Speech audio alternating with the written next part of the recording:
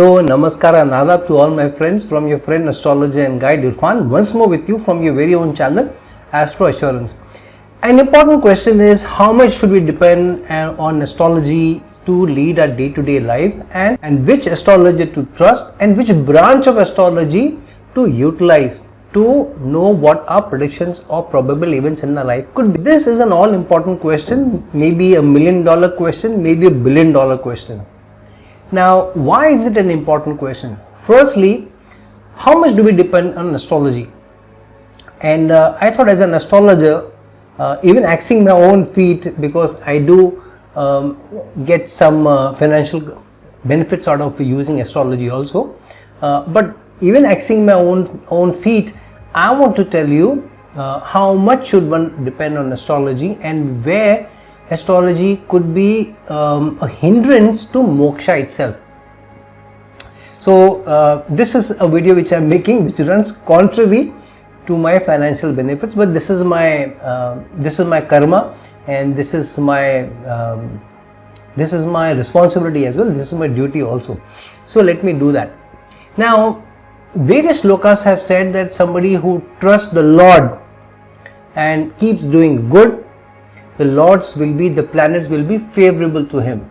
That means don't focus so much on planetary placements and what this dasha will give.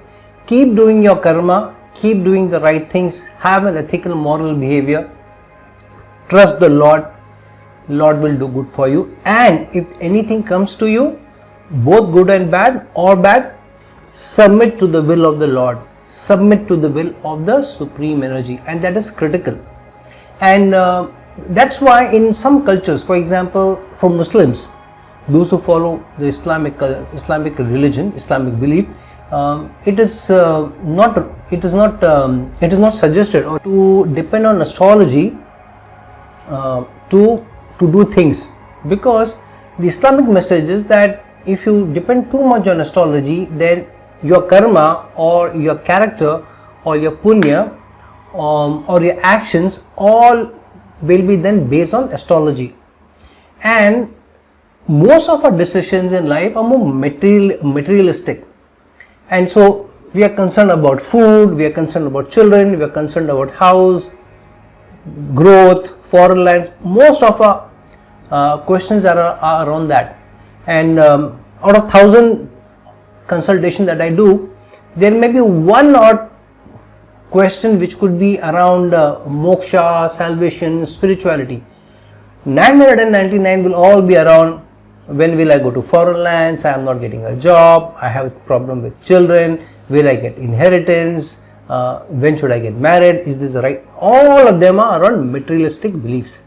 If you depend too much on astrology, then what happens is you expect the placements and the dasha and the periods to do more for you, and our own actions take a back seat, and we want to be like, if I win the lottery, then I'll buy a ticket. It becomes like that. So your life itself is a lottery. Unless you play it, you live the life, you don't know what results you get. So there is no guarantee that if you buy a lottery, you will win. So, but what do we want? You tell me whether I have a higher chance of winning lotteries, then only I'll buy a lottery ticket. But life is not supposed to be like that. The Supreme Lord says you do your karma. And so my suggestion to you is depend least on astrology. Use astrology as a guide.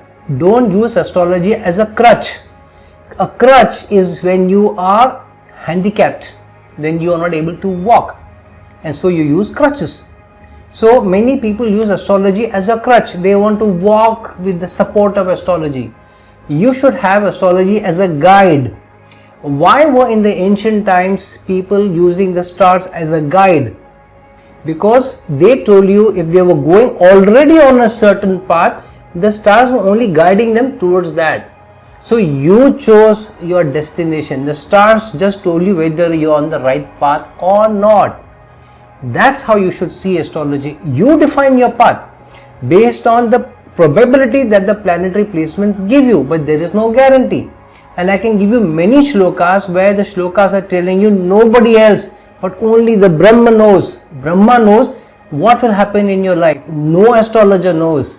for sure what will happen or what will not happen in your life. And hence, if you depend too much on astrology, then you make astrology a crutch. Don't use astrology as a crutch, and don't go to astrologers again and again for small things. Depend on your own karma, believe in your own self. You can go to just know what your planetary placements are, what the dasha is telling you, which direction to move, where you may get a better chance, but no guarantee. If you are asking, do I have a better chance abroad or in India? That's a fair question. Do I have a better chance in business or job? That's a fair question. Can I do good in a certain business or some other business? That too is a fair question. Is this the right person for me to marry? Still a fair question. But to say, will I make money? Will I earn a lot of money? And what should I do to get a promotion? What should I do to get more money in my business? That's a very loaded question. Because what are the three things that give you results in life? The three things that give you results in life is, first, your karma, and that is the foremost. The second is your planetary placements. They give you strong probability of where you can get more success or low success. And third is your own actions and efforts. And again, many shlokas have said that please act, put in effort, only then will you get fruits of your labor.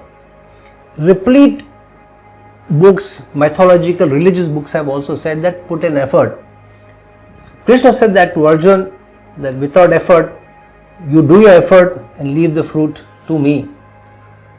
And the Islam religion also says that in harkat there is barakat, that in your action there is abundance. Action leads to abundance. Without action there is no abundance.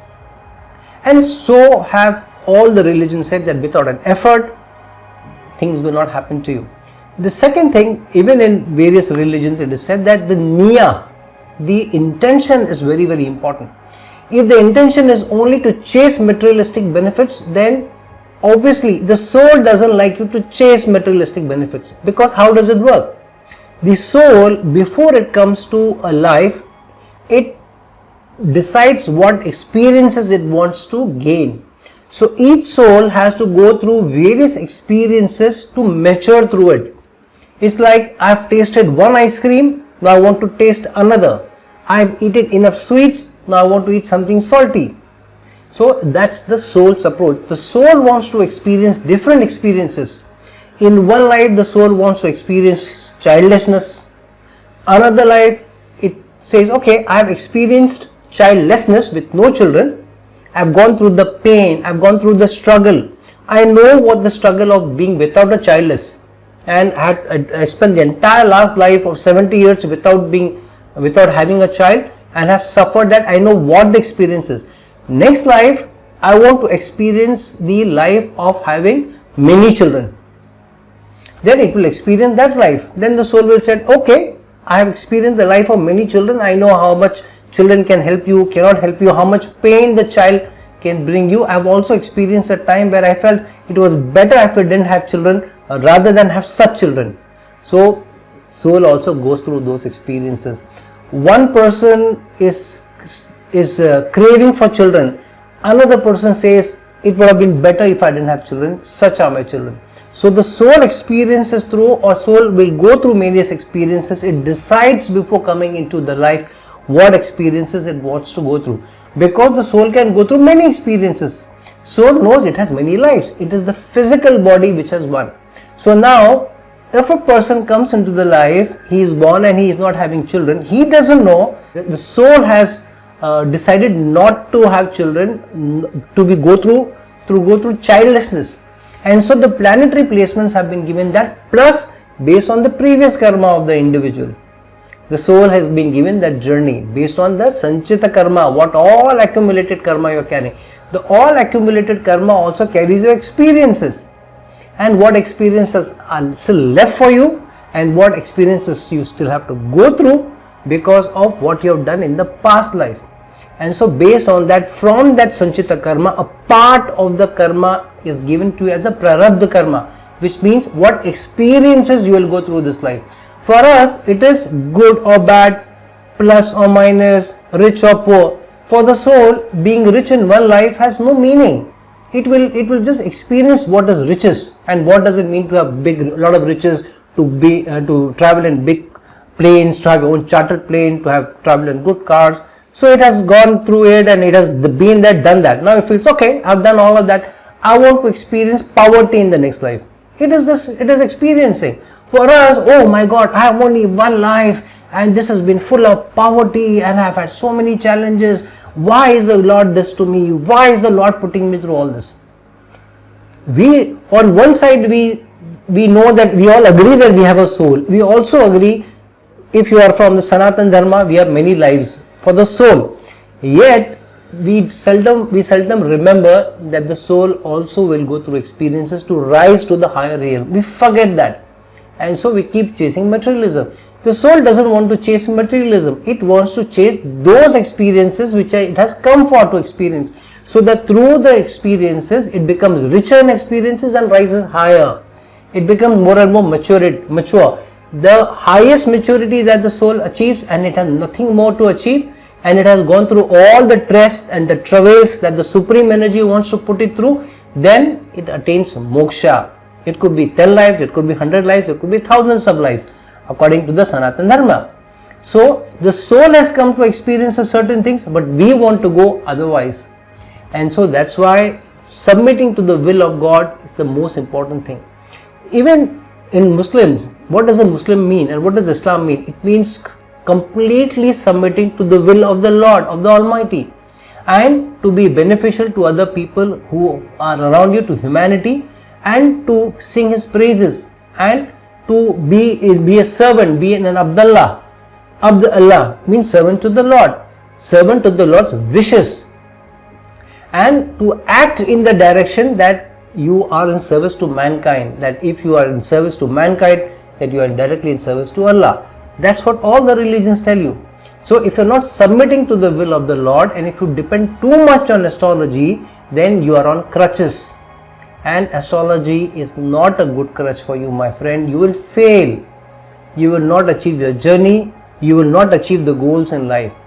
Use astrology as a guide which direction to move to, and depend only on that. Now, if you look at the what our books tell us, let's look at what the Sanatan Dharma says. It says that there is a Par Brahma.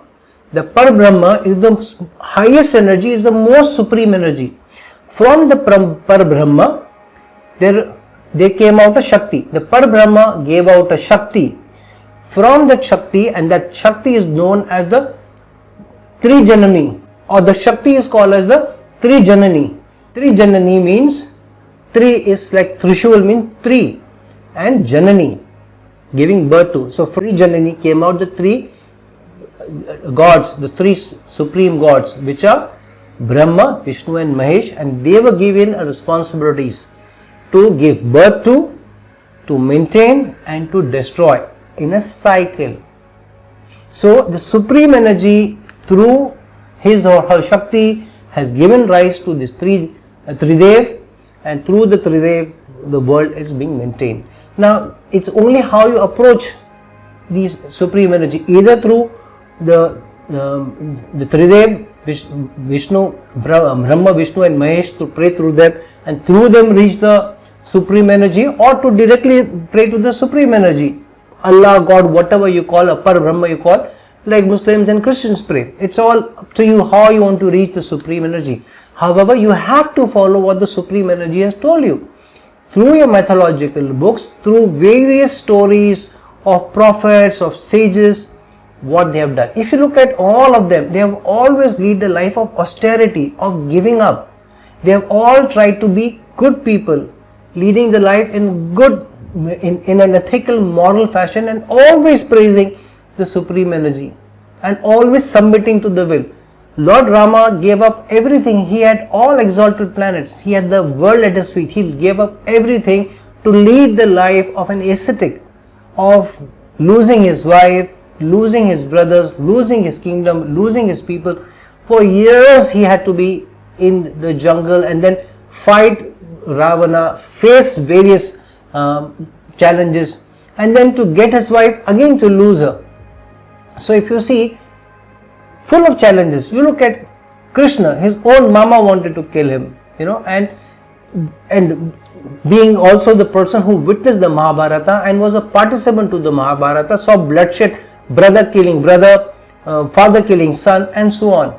So they all endured. These were sensitive lords. The Lord also has the sensitivity. He also wants his praja, his people, his slaves, his children, whatever you want to call, do good. Nobody is against us. Nobody is against the soul. But the soul's journey is much higher. It has more complex, it has more deeper meaning than the physical form. We chase the physical form, and that's why we run into problems and challenges. Use astrology as a guide. Understand your placement. Second, understand the dasha and the antardashas. Understand the transits. If an astrologer tells you, oh, you have an exalted sun, you should get leadership, you should get a supervisor, you should get a manager's post, and you will certainly do good. But if he is not keenly looking into the dasha and the antardasha, and also has an eye on the transits and how they all play, what is the combination of energies which is coming together, and overall combination is leading you where, then the prediction will go wrong. And various shlokas have told us that not only is Brahma the only one who knows everything, it also says that astrology is based on the intuition of sages. Let me give you one shloka around that. Jyotish magam shastra vipratipato na yogyam asmaka someva vikalpayantu kintu bahuna mata vakshe. The science of astrology cum astronomy was founded on the intuition of great saints. So if an astrologer knows the technical subjects, technically he may be good in astrology, but if the supreme energy has not given him or her the intuition that to understand what these energies are overall giving, and an astrologer will also have something called as a gut feeling. The intuition will come to him, the planetary placement mean this more and less of this. If the fifth house is activated strongly and the dasha is on, then the intuition of the astrology will also tell him whether stocks and shares are more beneficial to him, or children will be more beneficial to him, or taking a risk is more beneficial to him, or to invest in hobbies or interests is more beneficial to him, or change of job is more beneficial to him. Various attributes can come out of the fifth house. So the intuition of the astrologer will only come when the supreme energy is helping him and gives him that intuition. That's why firstly only Brahma knows whether something will happen or not happen with guarantee. No astrologer knows. Second, the astrologer can predict only as much as he or she knows, the technical knowledge that they have, and that comes only after 3, 4, 5 decades of going through multiple horoscopes and understanding the placement. And the third, unless the strong intuition is given to you by the supreme energy himself, by the Lord himself, your predictions will go bust, will go combust. So that is the second thing. So you have to depend on astrology only as a guide, not as a crutch. Second, every astrologer will not be very good in predictions. Technically they may not be good. Third, they may not have the intuition to be able to tell you whether some X will happen or Y will happen. So depending too much on astrology and astrologers, I would say, is a no-no. Depend more on the planetary placement, understand them. So learn a little bit of astrology yourself, go through various books, go through various videos of various astrologers, so-called astrologers on YouTube, and understand. But also don't be led by the number of subscriptions or views of a person. Somebody who is a first mover, that means somebody who has a channel which since 10, 11 years, 12 years, 7, 8 years are the first movers. They are the ones who first started to put their videos on YouTube, and a lot of people didn't have access to other astrologers, so they subscribed to these astrologers. And over the last 7, 8, 10 years, they had a lot of subscriptions, they have a lot of views. Only going by somebody having a high subscription and high views, or they charge a lot and assuming that this astrologer is good because he has more subscriptions or more views or he charges a lot is a fallacy. Don't be misled by somebody's subscription or alone. Go with what you feel. If it doesn't appeal to you, an astrologer's learned sayings, his messages don't appeal to you, or they are not consistent with each other, then there is a challenge. One or two videos of an astrologer whose YouTube you read or a book you read may not seem consistent with each other, but there could be a reason why there is some inconsistency between one or two videos. But if in most of the videos the messages are completely diametrically opposite to each other, then there is a challenge. For example, if an astrologer says the Lagna horoscope is the most important, in another video he says the Navamsha is the most important, nothing is more important than the Navamsha. Third video he says, you know what, the Bhavchalit chart is very important, we don't give enough importance to it. In the fourth he says the Charadashas are very important and it is the most important thing. In another video he says that the Uppada Lagna is the most important thing, and if you don't take into account the Uppada Lagna, then there is a problem. So and so on and on. So look at consistency of messages and see whether you feel it coming from the heart. Follow your intuition. The first thing which comes to you when you watch an astrologer or read a book about an astrologer, that is what your heart is saying. And go by your intuition and approach the astrologer if you really need help. Don't approach an astrologer just because you feel okay, I need to know. It's good to go through your chart at least once and know your placement and understand a little bit and be guided by an astrologer, specifically in a dasha. But a dasha is very long. 6 years is the minimum and 20 years is the longest. So if you go to an astrologer once to know what your placements are, what could be the possibilities, and then use those strengths and move in that direction, is good. But don't do it only materialistically. If you do it only materialistically, then the soul has its own agenda. Then the soul's agenda and your materialistic agenda clashes, and then you don't get results. Also feed the soul. Ask what the soul level, what is needed of me. What should I do? What I need to do in life? What is the purpose of my life? What is my Bhrigu Bindu? Where should I concentrate also? And ask where you can be of most useful to others, to humanity. And in general, be a good soul. Donate to others. Partake of your goods. Share with others and be a person who can help. But the niya is very important. If the niya or the intention is there, then the Lord will give you the punya of that. Even if the niyat is there, the intention is there. So generally intend to be good. Don't think that if I get $1 billion, then I will give $100 million. That is my intention. Your intention can be seen on a day-to-day basis. You don't need to say, only if I have achieved this, then from it I can give this much. You have 3 chapatis, 4 chapatis, give one to the poor. Don't hesitate. Don't wait for an auspicious time to happen. Auspicious time is every day. To donate, to pray to the Lord, to do good is a good time every day. Yeah, there is a Muhurta for specific occasions, whether to get married or not, that's a different Muhurta. But to help people, to do good, to praise to the Lord, there is no specific Muhurta. You can do that good on a day-to-day basis. So, keep in mind that everything is not astrology. Your karma also plays a role.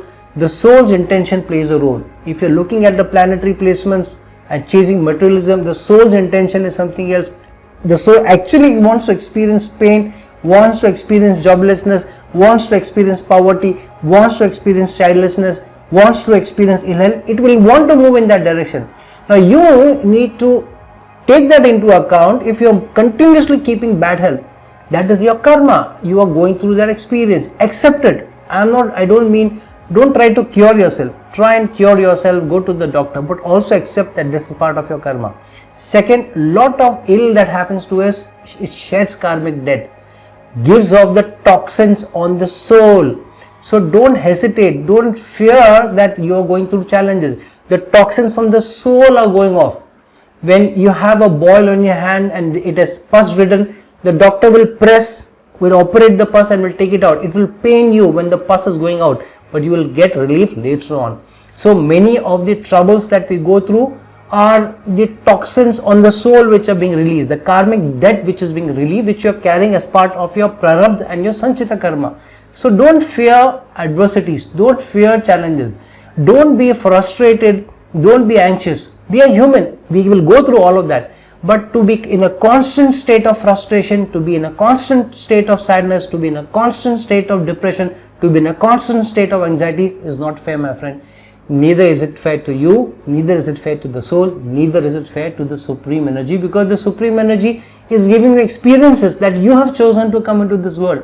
No point crying to the Lord and saying, oh Lord, you have forsaken me. Don't do that. Don't do that. Don't be ungrateful.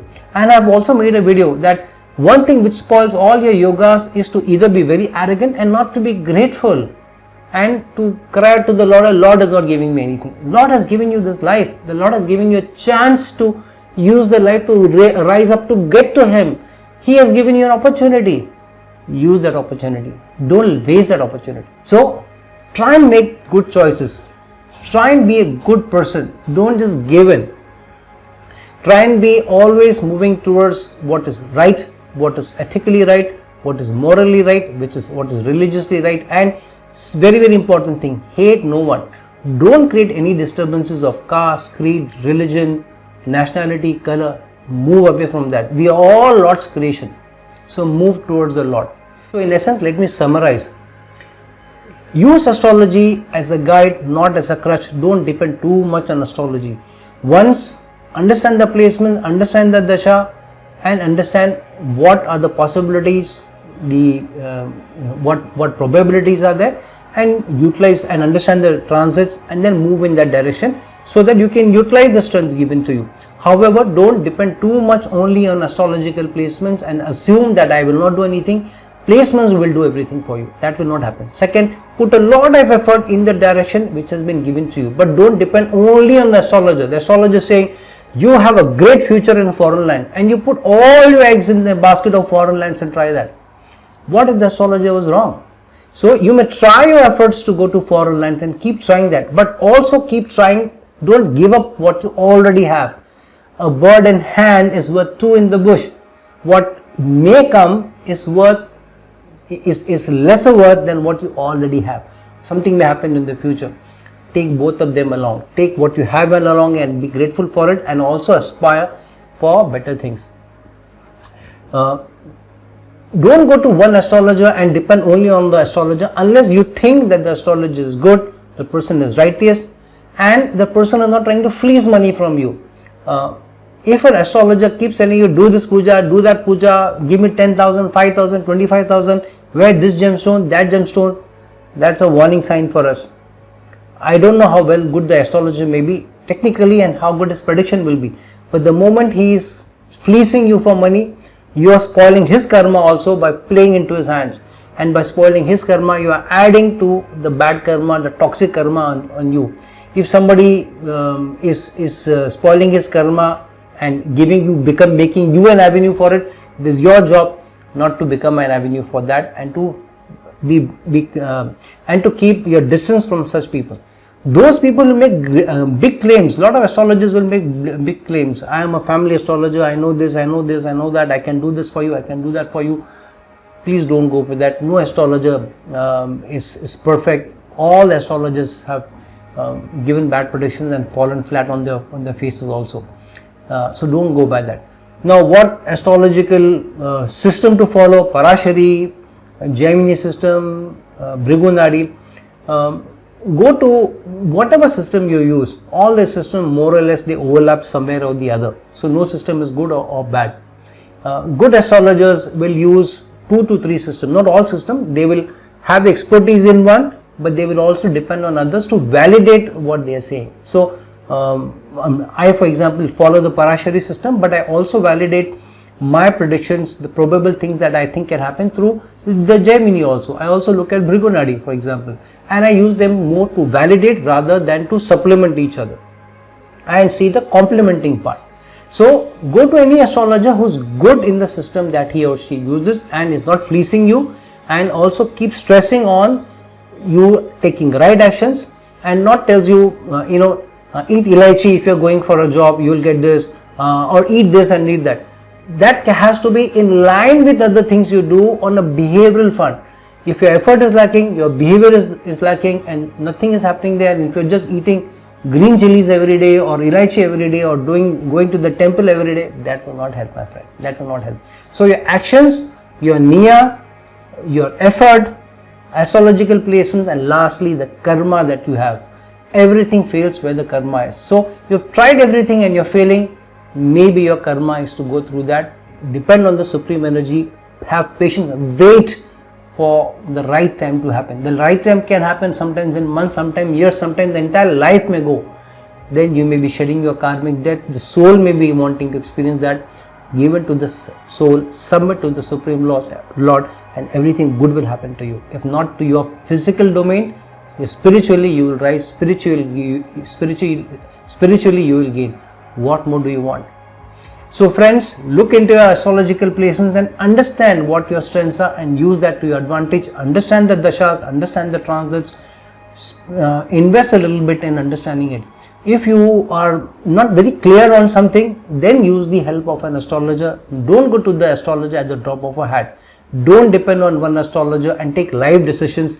It is a big responsibility on the part of the astrologer to help you as much as possible, because a live decision sometimes clients take based on the consultation that they take from the astrologer. Please don't take live decisions based on just one opinion. If you are not very sure, it doesn't appeal to your heart, then take a second opinion before you take a decision.